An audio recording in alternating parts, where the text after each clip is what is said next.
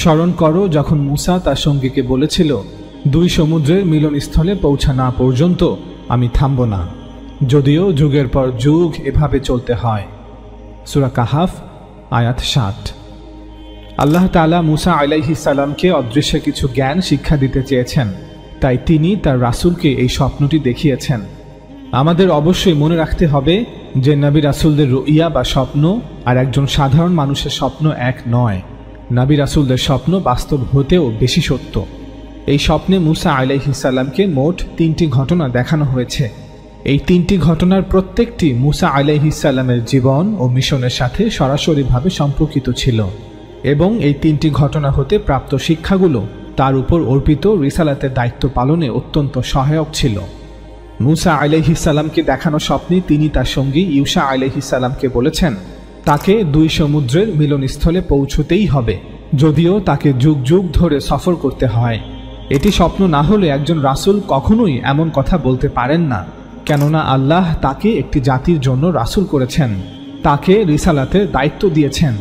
মৃত্যু পর্যন্ত সকল নবী রাসূলদের একমাত্র কর্তব্য হচ্ছে রিসালাতের দায়িত্ব পালন করা, সব সময় তার জাতিকে পথ নির্দেশ করা, বিশেষ করে যখন তার জাতি গন্তব্যহীন, উদ্দেশ্যহীন আর অবাধ্য।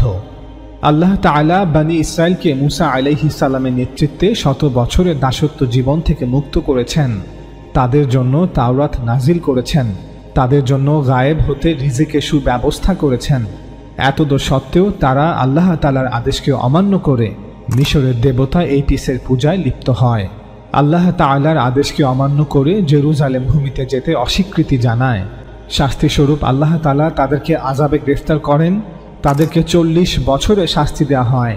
এই ৪০ বছর তারা ভূমিহীন, ঠিকানাহীন হয়ে যাযাবর জাতির মতো বিভিন্ন দেশে ঘুরে বেড়াচ্ছে। কোনো রাসূলের জন্য এমনটা শোভা পায় না যে তিনি তার জাতি এবং রিসালাতের দায়িত্ব ত্যাগ করে যুগের পর যুগ কোনো এক স্থানের খোঁজ করবেন। সুতরাং প্রথম আয়াত থেকেই এটা পরিষ্কার যে পুরো ঘটনাটি মূসা আলাইহিস সালাম স্বপ্নে দেখেছেন। আল্লাহ তাআলা মূসা আলাইহিস সালামকে অদৃশ্য কিছু জ্ঞান শিক্ষা দিতে চেয়েছেন, তাই তিনি তার রাসূলকে এই স্বপ্নটি দেখিয়েছেন।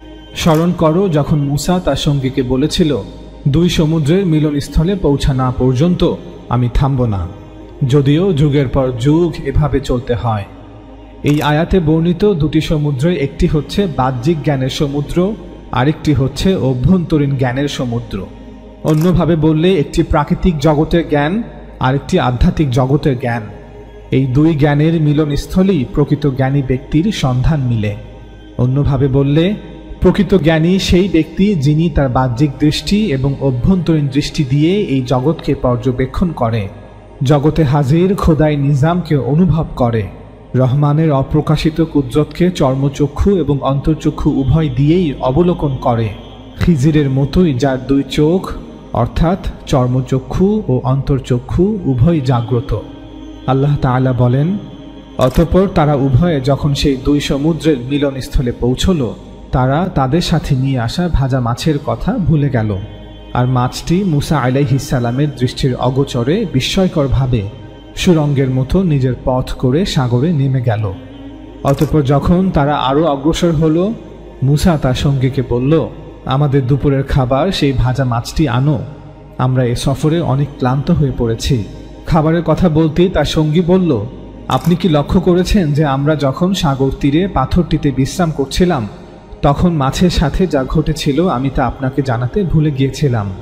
শয়তানি সেটার কথা আমাকে ভুলিয়ে দিয়েছিল, আর মাছটি আশ্চর্যজনকভাবে নিজের পথ করে সাগরে নেমে গেল। মূসা বলল, আমরা তো সেই স্থানটিরই অনুসন্ধান করছিলাম। তারপর তারা নিজেদের পদচিহ্ন ধরে ফিরে চলল। অতঃপর তারা সেই সাগর তীরে আমার বান্দাদের মধ্য থেকে এক বান্দাকে পেল, যাকে আমি আমার পক্ষ থেকে রহমত দান করেছি এবং তাকে আমার পক্ষ থেকে এক বিশেষ জ্ঞান শিক্ষা দিয়েছি। মূসা তাকে বলল, আমি কি আপনাকে অনুসরণ করতে পারি, যাতে আপনাকে যে সত্য জ্ঞান দেয়া হয়েছে তা আমাকে শিক্ষা দিবেন? সে বলল, আপনি কিছুতেই আমার সঙ্গে ধৈর্য ধারণ করে থাকতে পারবেন না। আপনি কিভাবে সে বিষয়ে ধৈর্য ধারণ করবেন যা আপনার জ্ঞানের আয়ত্তের বাইরে? মূসা বলল, আল্লাহ চাইলে আপনি আমাকে ধৈর্যশীল পাবেন এবং আপনার কোনো আদেশ আমি অমান্য করব না। সে বলল, আচ্ছা, আপনি যদি আমার অনুসরণ করবেনই তবে কোনো বিষয়ে আমাকে প্রশ্ন করবেন না যতক্ষণ না আমি সে বিষয়ে আপনাকে কিছু বলি। সূরা কাহাফ আয়াত 61 থেকে 70।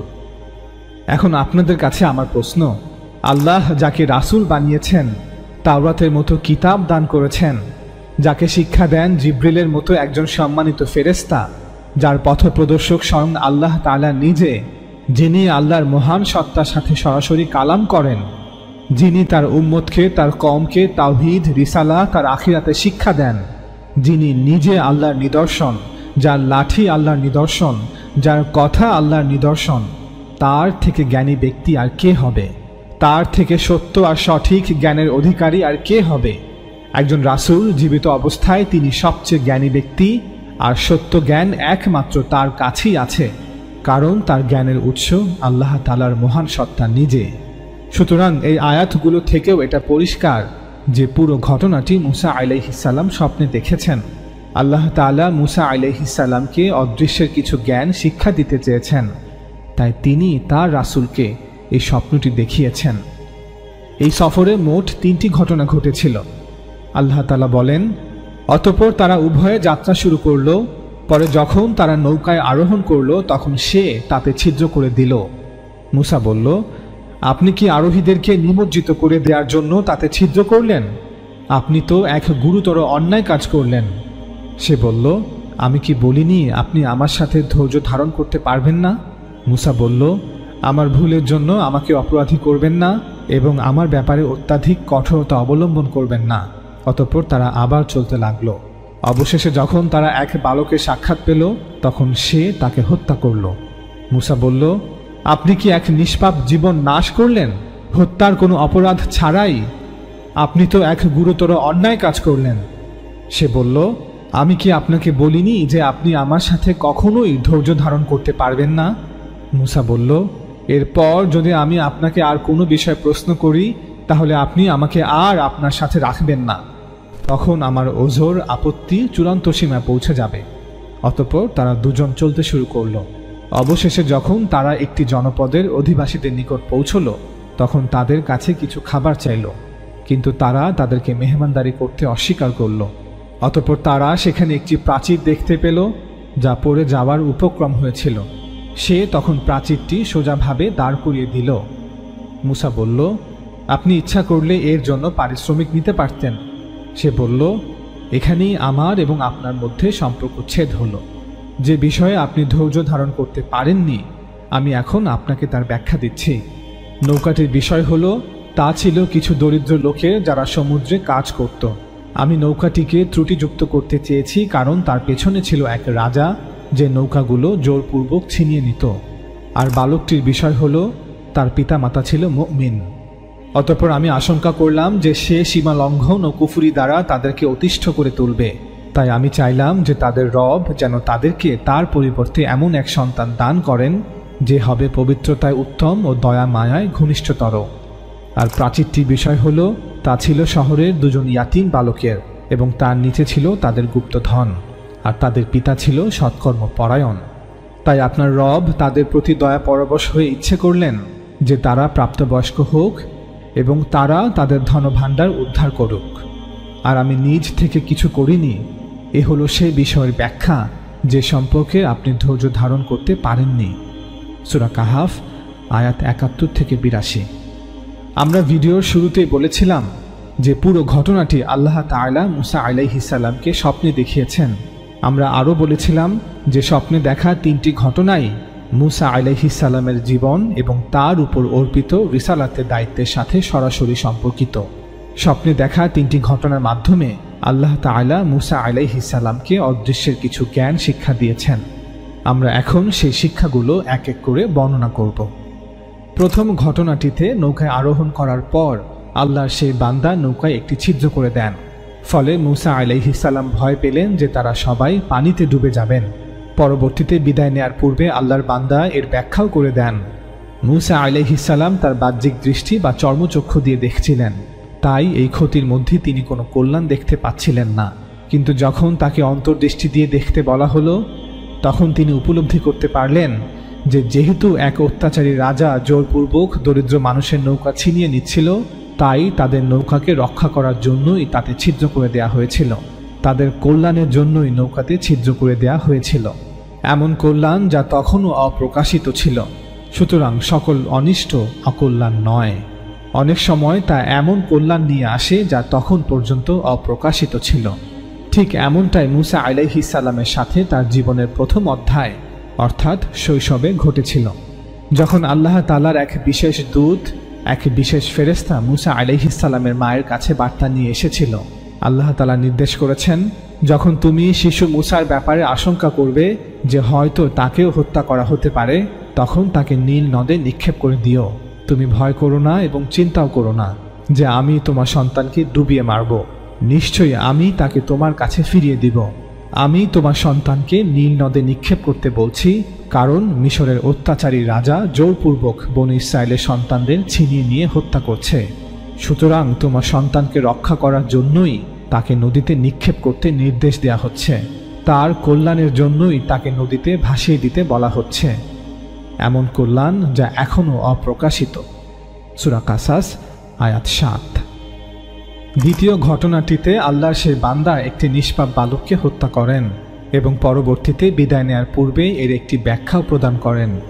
মুসা আলাইহিস সালামের স্বপ্নে দেখা এই দ্বিতীয় ঘটনাটি তার জীবনের দ্বিতীয় অধ্যায় অর্থাৎ তার যৌবনে ঘটে যাওয়া একটি ঘটনার সাথে মিল রাখে। আল্লাহ তাআলা বলেন, আর যখন মুসা যৌবনে পদার্পণ করল এবং পরিণত বয়স্ক হল, তখন আমি তাকে হিকমা ও জ্ঞান দান করলাম, আর এভাবেই আমি সৎকর্মশীলদের পুরস্কার দিয়ে থাকি। আর সে শহরে প্রবেশ করল যখন তার অধিবাসীরা ছিল অসতর্ক, তখন সেখানে সে দুজন লোককে সংঘর্ষে লিপ্ত অবস্থায় পেল। একজন বনী ইসরাঈল তার নিজের দলের এবং অপরজন তার শত্রু দলের। তখন তার নিজের দলের লোকটি তার শত্রু দলের লোকটির বিরুদ্ধে তার কাছে সাহায্য চাইল। তখন মুসা তাকে ঘুষি মারল, এভাবে সে তাকে অনিচ্ছাকৃতভাবে হত্যা করে বসল। মুসা বলল, এটা শয়তানের কাজ, নিশ্চয়ই সে পথভ্রষ্টকারী প্রকাশ্য শত্রু। সে বলল, হে আমার রব, নিশ্চয়ই আমি আমার নফসের প্রতি জুলুম করেছি, আমি অন্যায় করেছি, সুতরাং আপনি আমাকে ক্ষমা করে দিন। অতঃপর তিনি তাকে ক্ষমা করলেন, নিশ্চয়ই তিনি অতি ক্ষমাশীল পরম দয়ালু। মুসা বলল, হে আমার রব, আপনি যেহেতু আমার প্রতি অনুগ্রহ করেছেন, আমি আর কখনো অপরাধীদের সাহায্যকারী হব না। অতঃপর ভীত প্রতীক্ষারত অবস্থায় সেই শহরে তার সকাল হল। হঠাৎ সে শুনতে পেল যে লোকটি গতকাল তার কাছে সাহায্য চেয়েছিল সে আবার সাহায্যের জন্য চিৎকার করছে। মুসা তাকে বলল, নিশ্চয়ই তুমি তো একজন স্পষ্ট বিভ্রান্ত ব্যক্তি। অতঃপর মুসা যখন উভয়েরই শত্রুকে ধরতে চাইল, তখন সেই লোকটি বলে উঠল, হে মুসা, তুমি কি আমাকেও হত্যা করতে চাও, যেমন গতকাল একটি লোককে তুমি হত্যা করেছ? তুমি তো জমিনে কেবল স্বৈরাচারী হতে চাচ্ছ, আর তুমি তো সংশোধনকারীদের মধ্যে অন্তর্ভুক্ত হতে চাচ্ছ না। অতঃপর শহরের দূর প্রান্ত থেকে একজন লোক ছুটে আসলো। সে বলল, হে মুসা, নিশ্চয়ই রাজার পরিষদ বর্গ তোমাকে হত্যার পরামর্শ করছে, তাই তুমি এখনই মিশর থেকে বেরিয়ে যাও, নিশ্চয়ই আমি তোমার জন্য কল্যাণকামীদের একজন। তখন সে ভীত সতর্ক অবস্থায় শহর থেকে বেরিয়ে পড়ল, বলল, হে আমার রব, আপনি জালিম কম থেকে আমাকে রক্ষা করুন। সূরা কাসাস আয়াত 14-22। এই আয়াতগুলো থেকে এটা পরিষ্কার যে মুসা আলাইহিস সালাম দুর্ঘটনাক্রমে একজন ব্যক্তিকে হত্যা করেছেন। এজন্য তিনি ভীষণ অনুতপ্তও ছিলেন এবং আল্লাহর কাছে ক্ষমা চাচ্ছিলেন। যদিও আল্লাহ তাকে ক্ষমা করেছেন, তবে অন্যায়ভাবে গ্রেফতার হওয়া এবং বিচারিক হত্যার আশঙ্কায় তিনি মিশর ভূমি ত্যাগ করে মাদিয়ান বা বর্তমান জর্ডানে চলে আসেন। স্বপ্নে দেখা নিষ্পাপ শিশু হত্যার সাথে মুসা আলাইহিস সালামের দ্বারা সংঘটিত হত্যার মধ্যে কোনো মিল খুঁজে পাচ্ছেন কি? এটা সত্য যে মুসা আলাইহিস সালাম ভুলবশত একজন ব্যক্তিকে হত্যা করেছেন, কিন্তু এই অনাকাঙ্ক্ষিত ঘটনাই মুসা আলাইহিস সালামকে মাদিয়ানে পলায়ন করতে বাধ্য করেছে এবং মুসা আলাইহিস সালামের মাদিয়ান গমন তার জীবনে অনেক কল্যাণ বয়ে এনেছে যা তখনও অপ্রকাশিত ছিল। তিনি মাদিয়ানে একটি নিরাপদ আশ্রয় খুঁজে পেয়েছেন, সেখানে তিনি তার জীবনসঙ্গী খুঁজে পেয়েছেন। জীবনের পরবর্তী 10 বছরে অনেক ইতিবাচক পরিবর্তনের মধ্য দিয়ে গিয়েছেন। আল্লাহ তাআলা তাকে নবুয়ত দান করেছেন এবং সর্বোপরি অসংখ্য বনী ইসরাঈলকে তাদের 100 বছরের দাসত্বের জীবন থেকে মুক্ত করেছেন। হাজার হাজার মানুষকে বিশুদ্ধ তাওহীদের ছায়াতলে একত্রিত করেছেন।